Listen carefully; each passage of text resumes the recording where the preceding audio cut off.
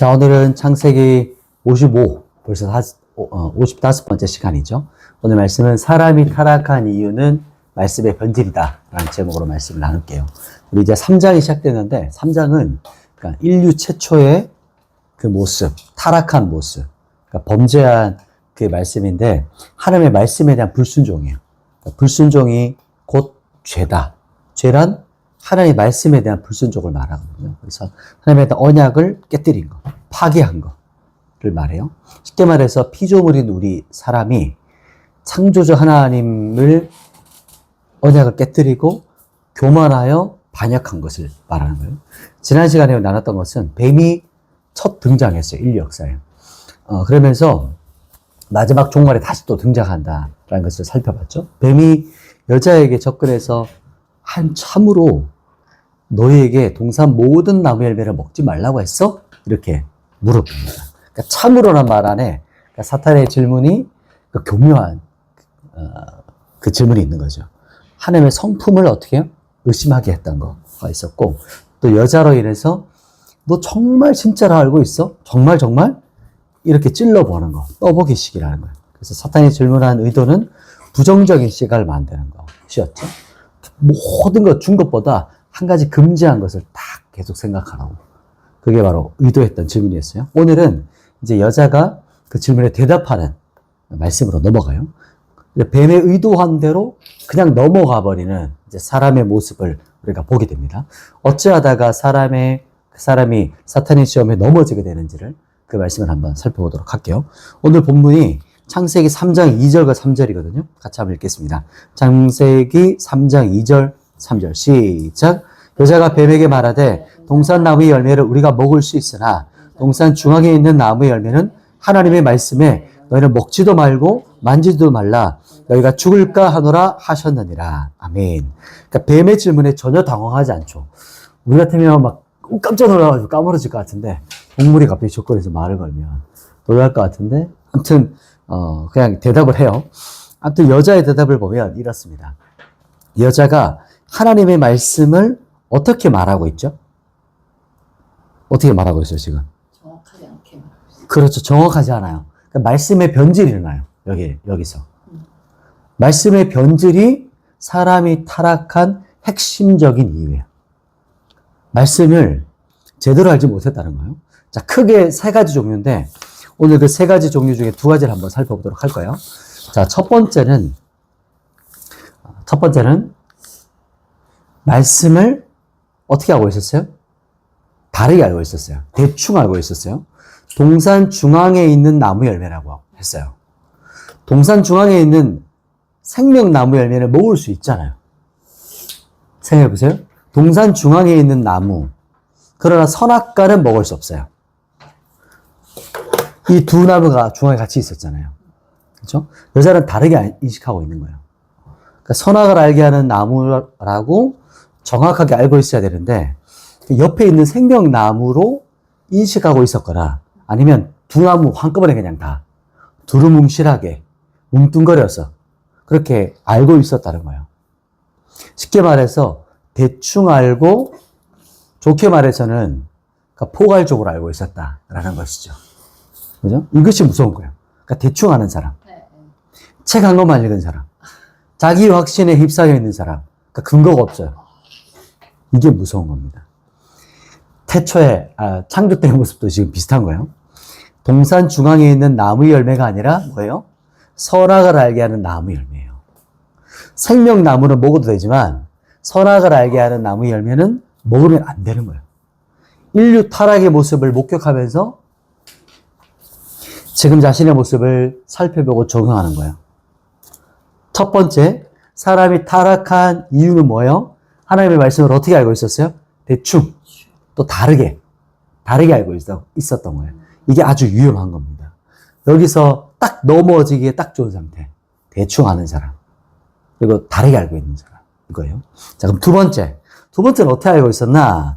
두 번째는 말씀에 어떻게 했어요? 자기 생각을 추가했어요. 한번 3절 말씀 한번 읽어볼게요. 3절. 우리 창세기 3장 3절 같이 읽습니다. 시작.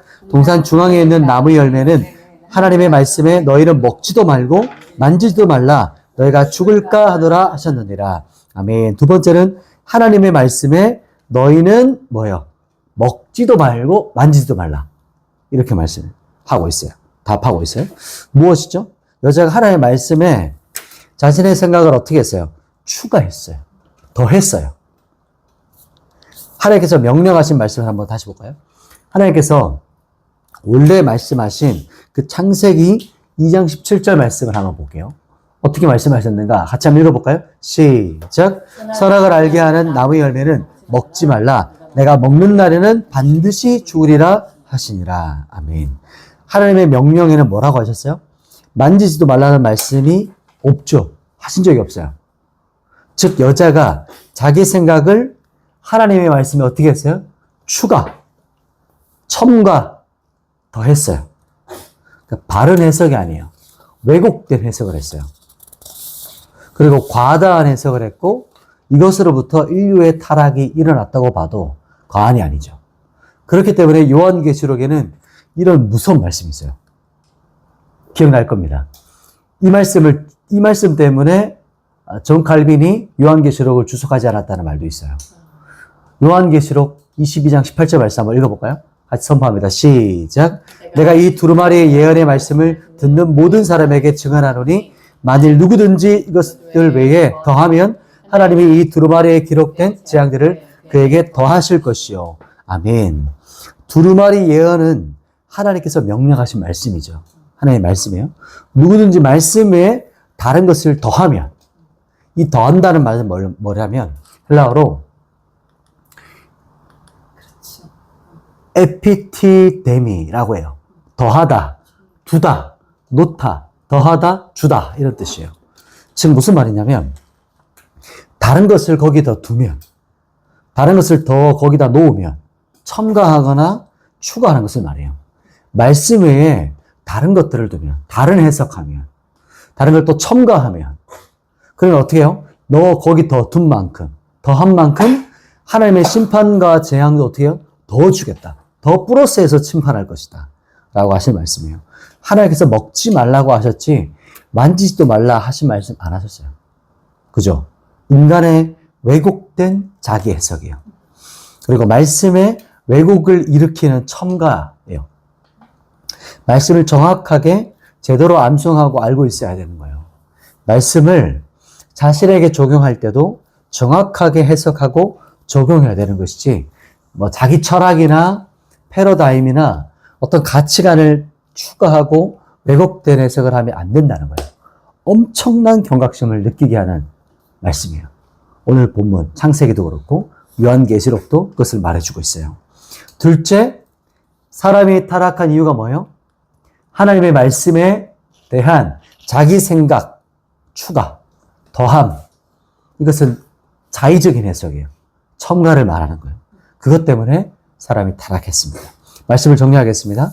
뱀이 여자에게 접근해서 하나님이 참으로 너에게 동산 각종 나무 열매를 먹지 말라고 했어?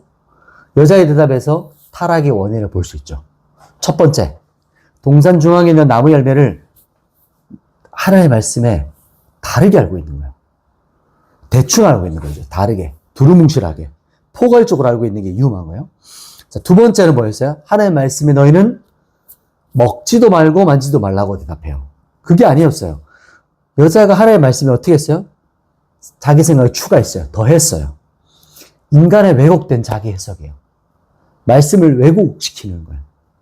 그래서 사람이 타락한 이유가 말씀에 대한 자기 생각 추가, 자의적 해석, 첨가라는 것을 우리가 이 두 가지를 살펴봤습니다. 말씀을 여기까지 놔두고 제가 기도하겠습니다. 하나님 말씀을 분명하게 알기 원합니다. 정확하게 꿰뚫어 알 수 있도록 주님 말씀을 우리에게 또 우리 심령에 새겨 주시옵소서.